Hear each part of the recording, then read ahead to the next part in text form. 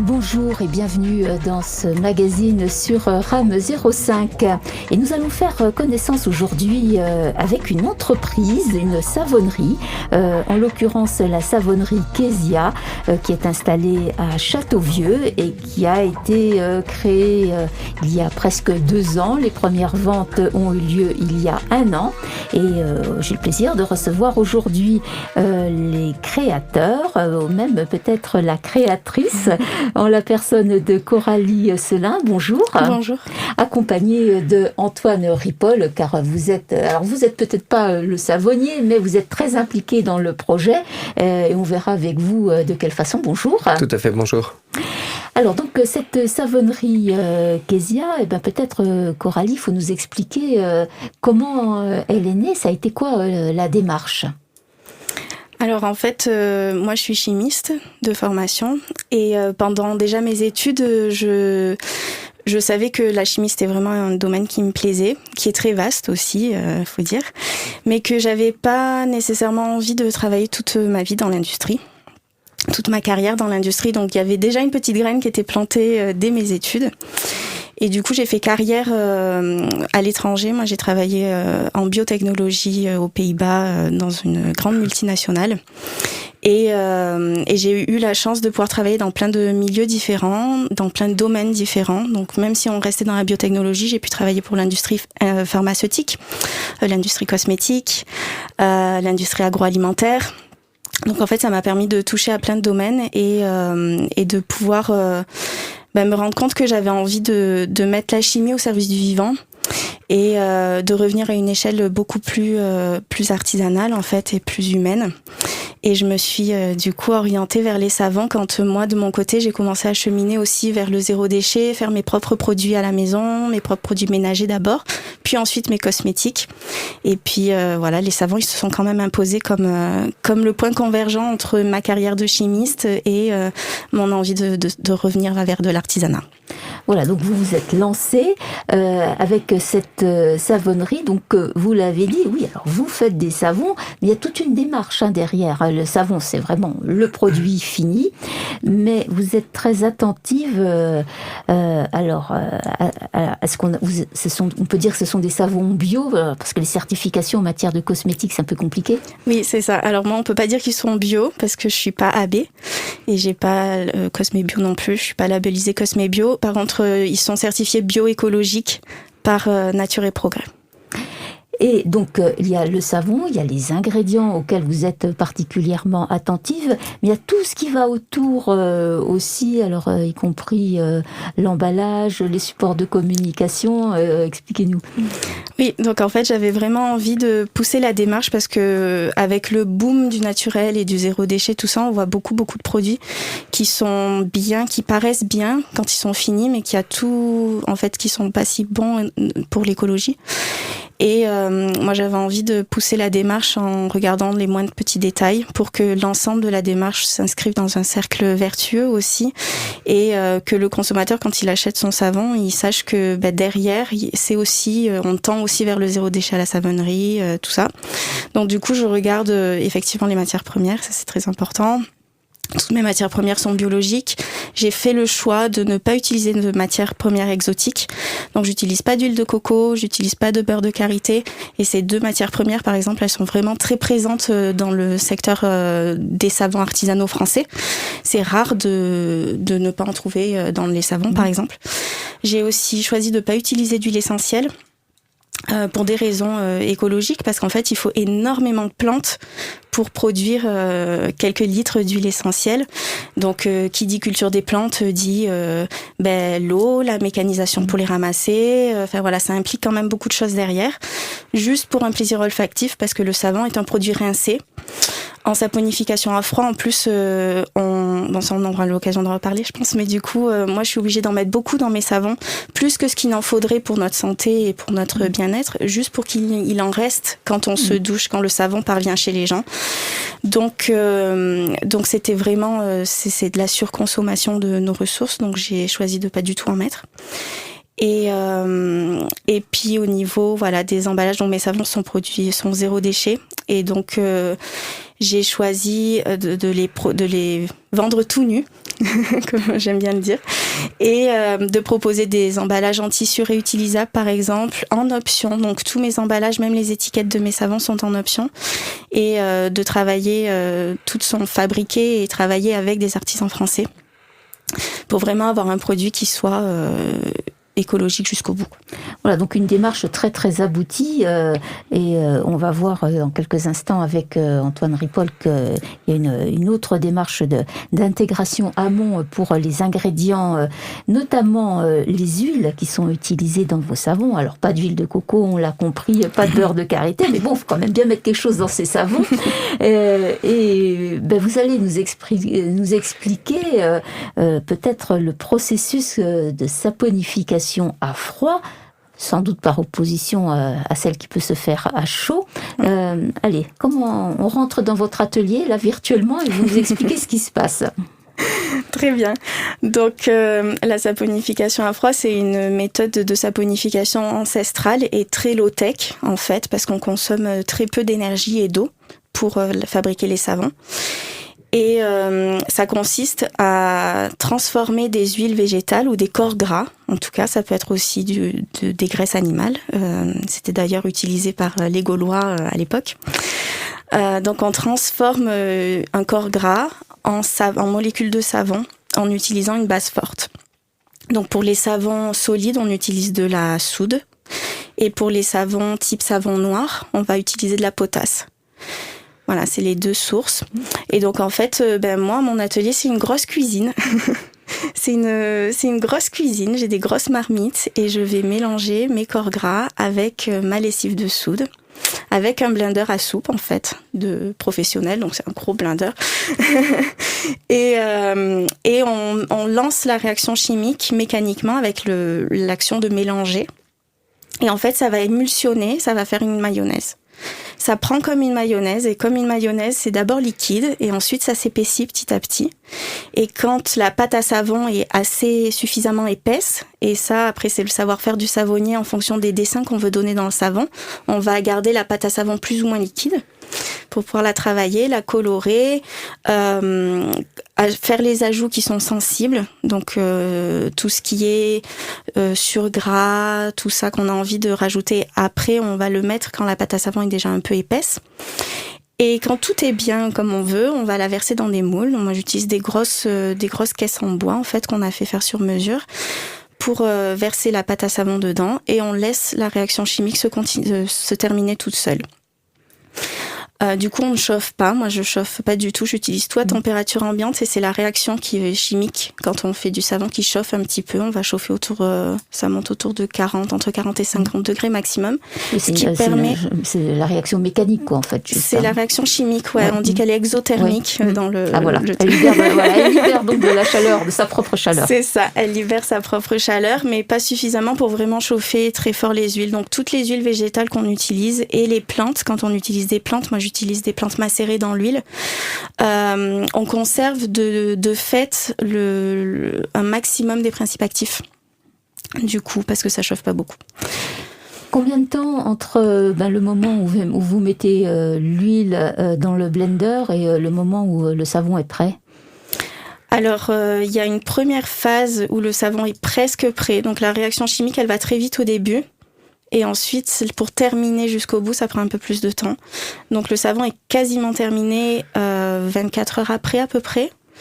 Donc c'est à ce moment-là qu'on découpe le savon. Donc il est suffisamment dur pour être manipulé, tout en restant souple pour être découpé facilement.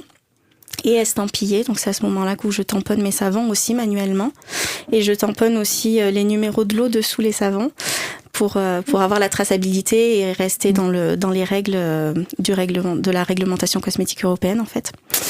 Donc ça c'est cette première phase, et ensuite une fois que mes savons sont découpés, rabotés pour mes savons de la collection Savon d'Art, estampillés et que tout est bon et qui sont conformes, ils sont mis en cure pendant 4 à 5 semaines. Ah voilà, c'est là que ça prend un petit peu du temps pour qu'ils terminent de durcir. C'est ça. Voilà. Et sécher aussi pour que plus ils sont secs, plus ils vont être économiques. Disons. Donc il y a aussi cette phase où on les laisse sécher pour qu'ils soient bien durs et qu'ils fondent pas trop vite quand on les utilise. Et vous êtes à l'écoute du mag de RAM 05 et aujourd'hui, nous parlons savon avec la savonnerie Kezia. Coralie cela nous a expliqué comment elle fabriquait ses savons. Alors on y reviendra dans quelques instants pour que vous nous expliquiez un petit peu la différence entre les deux gammes. Mais je voudrais maintenant céder la parole à Antoine Ripoll, car vous êtes également impliqué dans ce projet de savonnerie. Enfin, c'est pas un projet dans cette démarche de savonnerie, avec justement un projet leader. Et bien justement pour que l'huile, parce que Coralie utilise de l'huile pour faire ses savons, essentiellement de l'huile d'olive, mais pas uniquement, pour que l'huile soit le plus locale possible. Alors expliquez-nous, Antoine Ripoll. On n'a pas assez d'huile ici dans les Hautes-Alpes ou à proximité ? C'est ça. Ouais. En fait, dans les Hautes-Alpes, on n'est pas du tout un territoire qui fait de l'huile. C'est pas du tout dans nos habitudes agricoles. On est surtout un territoire d'élevage, un territoire d'arboriculture. Et après, il y a un petit peu du reste. C'est vrai que nous, dans notre démarche, ce qu'on voulait mener, c'était pouvoir s'approvisionner au maximum en local, toujours dans une vision écologique et d'essayer de diminuer notre impact aussi sur l'environnement. Et en fait, on s'est vite confronté au fait que localement, on n'en produit pas. Donc, non seulement on n'a pas de production de plantes oléagineuses, c'est les plantes annuelles desquelles on va retirer les graines pour pouvoir en faire de l'huile, et on n'a pas d'équipement nécessairement sur le territoire pour pouvoir transformer ça en huile. Du coup, on a eu un peu l'opportunité de pouvoir initier un projet leader qu'on cofinance aussi. Donc les projets leaders, c'est des projets territoriaux.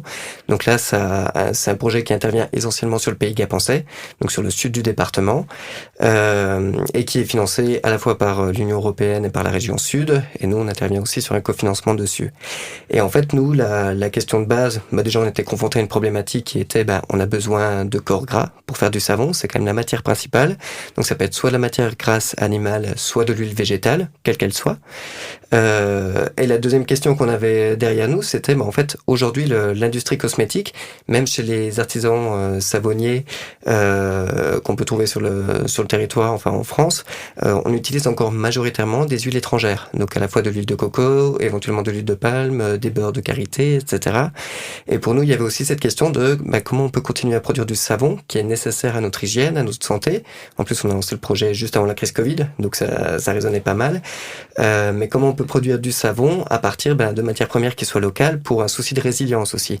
De se dire, on peut avoir la technologie, les connaissances sur le territoire pour continuer à faire du savon, même s'il y a des problématiques d'approvisionnement, même s'il y a des crises qui pourraient venir plus tard.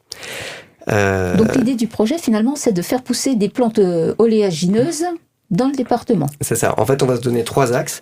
Il y en a un qui va être s'orienter sur la production de plantes oléagineuses, donc des plantes annuelles qu'on va semer en règle générale, soit l'automne, plus souvent au printemps, qu'on récolte durant l'année, qu'on va transformer. Enfin, donc on va récolter la graine pour pouvoir la transformer. On s'oriente aussi pour faire une recherche autour de tout ce qui va être coproduit du secteur agricole. Donc là-dedans, on va trouver des huiles, par exemple de pépins de raisin, pépins de pomme.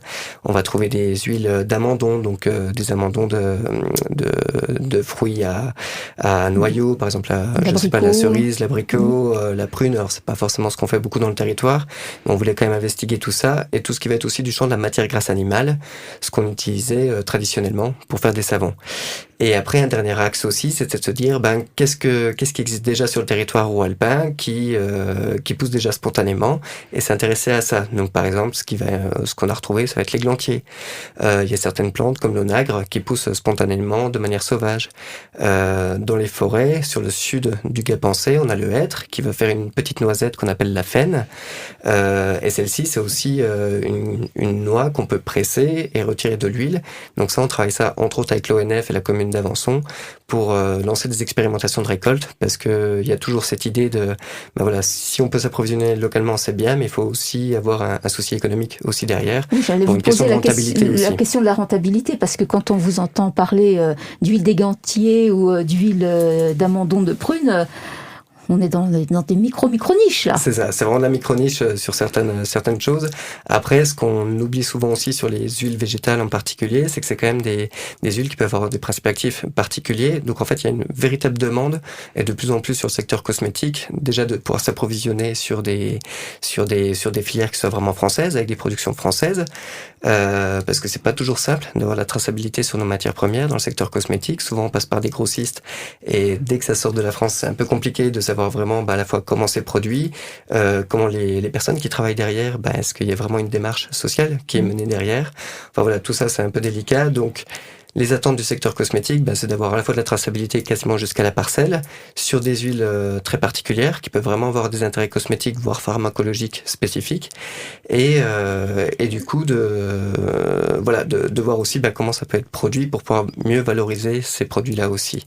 Alors Coralie Selin, vous utilisez essentiellement de l'huile d'olive. Oui. Dans ce projet-là, il ne va pas faire pousser des olives dans les Hautes-Alpes, de toute évidence. Donc comment est-ce que vous allez articuler les deux ? Alors moi j'utilise de l'huile d'olive, mais j'utilise aussi de l'huile de tournesol actuellement, parce que j'ai 3 formules. Donc là j'ai de l'huile de tournesol, de l'huile de colza, j'ai aussi de l'huile de chanvre et de l'huile de cameline. Donc pour l'instant c'est mes 5 huiles en fait. La chanvre et cameline, c'est utilisé en petite proportion, j'imagine.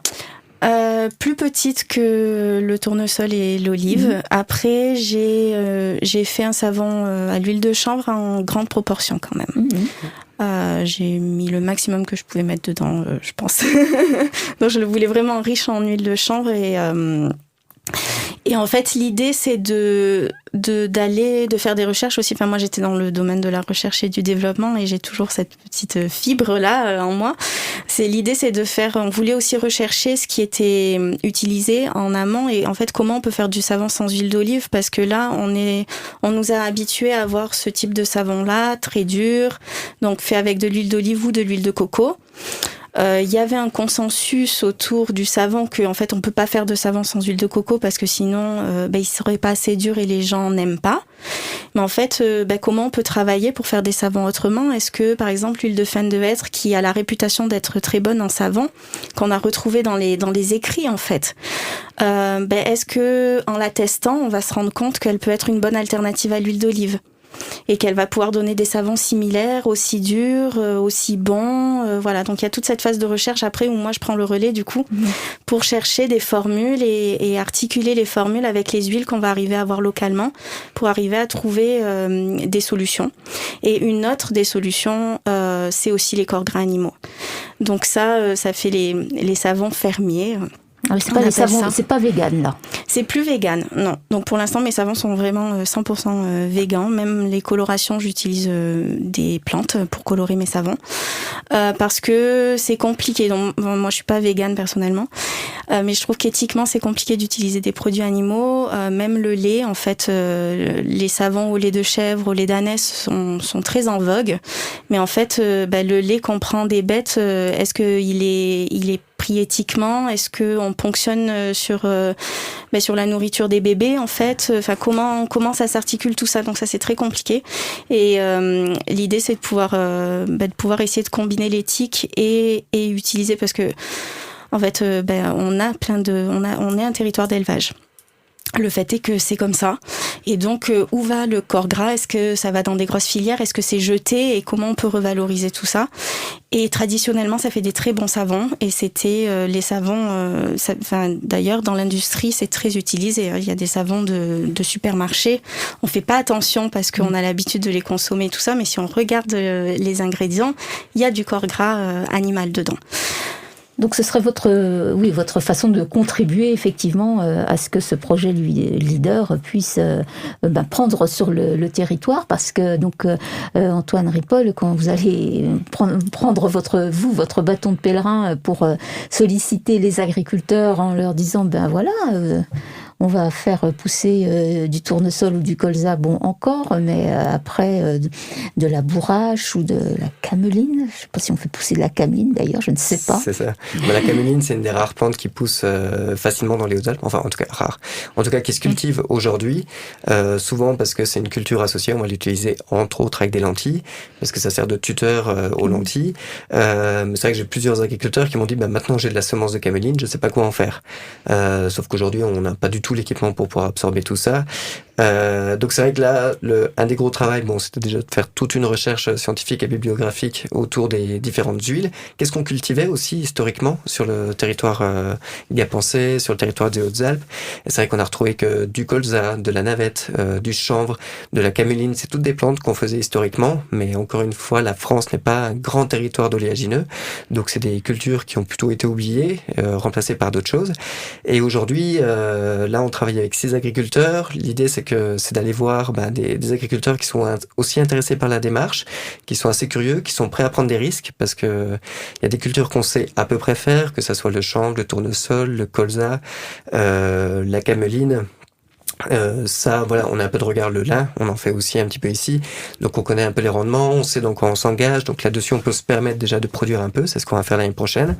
Et après il y a vraiment des cultures plus spécifiques, comme on en a parlé, la bourrache, l'onagre, où là en fait c'est la grande découverte. Donc là on va plutôt partir sur des petites parcelles, donc ça demande des agriculteurs qui sont prêts à avoir une attention particulière à tout ça, qui sont prêts à donner du temps, et peut-être que c'est des cultures qui vont pas du tout réussir. Donc c'était beaucoup de mise en lien, de rencontres. On a un appui là-dessus de la part d'Agribio 05 aussi, plus pour l'aspect technique, parce qu'à la base je suis pas du tout agriculteur, j'ai pas forcément des compétences là-dessus, même si c'est un milieu qui m'intéresse beaucoup, mais c'est vrai qu'il y a beaucoup de choses qu'on ne maîtrise pas, donc c'était aussi de se remettre aussi sur des aspects plus techniques, à l'association des producteurs bio locaux.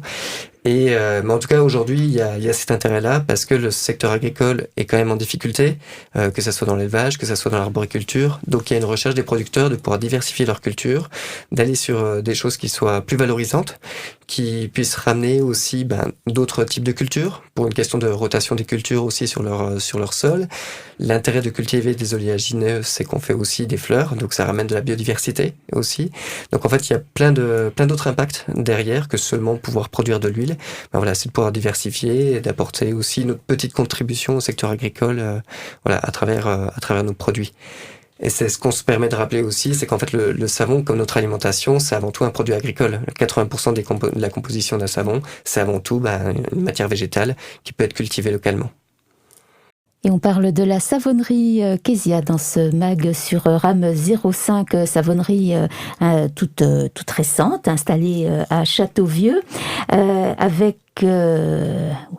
j'ose pas dire au chaudron, d'ailleurs on ne dit pas au chaudron puisque c'est la saponification à froid, à la fabrication Coralie Selin et également Antoine Ripoll qui prospecte auprès des agriculteurs pour que l'huile utilisée dans les savons soit produite véritablement en circuit court. On arrive pratiquement au terme de cette émission. Coralie, je voudrais que vous nous présentiez justement les 2 gammes. Alors j'ai ici quelques échantillons que vous avez apportés là qui sont sur la table du studio. Alors il y a une gamme qui s'appelle Tous Unis pour demain et puis une autre qui s'appelle Savon d'art. Alors Tous Unis pour demain, c'est les savons bruts, c'est ça? Oui, c'est ça. Donc c'est les savons plus simples en fait. Ils sont moins travaillés esthétiquement. Et les finitions aussi, donc je les laisse brutes. L'idée, c'était de couper au maximum le temps de travail que je prenais pour mes savons, pour faire les savons d'art, afin d'avoir un produit qui soit vraiment accessible. Et parce que souvent, on entend dire que l'artisanat est consommé français et tout ça, ça coûte cher et que c'est pas accessible à tout le monde. Et là, j'avais envie de montrer qu'en fait, on peut avoir des savons 100% français, y compris dans les ingrédients, à prix similaire à d'autres savons, quoi. Et alors les savons d'art, alors là j'en ai parce que c'est pas une figure de style, il y a des dessins dans vos savons. Alors comment est-ce que vous faites quoi? Parce que là j'ai un savon qui s'appelle Luna, effectivement c'est bleu comme bleu nuit et il y a une lune dessus. Oui. C'est tout l'art de l'artisan savonnier. C'est un secret de le fabrication, savoir-faire. C'est difficile à expliquer en quelques mots parce que comme je vous disais quand on parlait de la fabrication, c'est vraiment la connaissance de la pâte à savon en fait. Comment on va la travailler, à quelle texture elle va avoir pour ensuite pouvoir créer les dessins dans le savon que l'on a imaginé en amont, parce que en amont, quand quand on fabrique un savon, donc moi je réfléchis à ma formule. Les formules, c'est moi qui les invente avec voilà les plantes que j'ai envie de mettre en avant, la synergie entre les différentes huiles et les plantes, mais aussi le design que j'ai envie de donner au savon. Et ensuite, il y a tout ce travail à la main, minutieux, pour arriver à créer les dessins à l'intérieur. D'où le terme savon d'art. Comment on fait pour se procurer vos savons si on en a envie, Coralie ? Alors, j'ai une boutique en ligne déjà. Voilà. Et il est possible de venir chercher les savons à la savonnerie si on n'est pas loin. Donc ça, voilà, c'est tout à fait possible de récupérer direct à la savonnerie. Et ensuite, je suis aussi présente sur les marchés depuis cet été. Donc, dans la période estivale, j'essaye d'être sur l'ensemble du département. Donc, dans le Buëch, monter un peu plus haut dans le nord. Voilà, puis on vous trouvera très prochainement dans quelques boutiques Biocoop également. Et sinon, voilà, en ligne, c'est encore le plus facile. Comme ça, on voit les photos, on se rend compte également. Donc, Kezia, K-E-S-I-A. Merci Coralie et Antoine d'être venus nous parler de votre activité. Merci. Merci.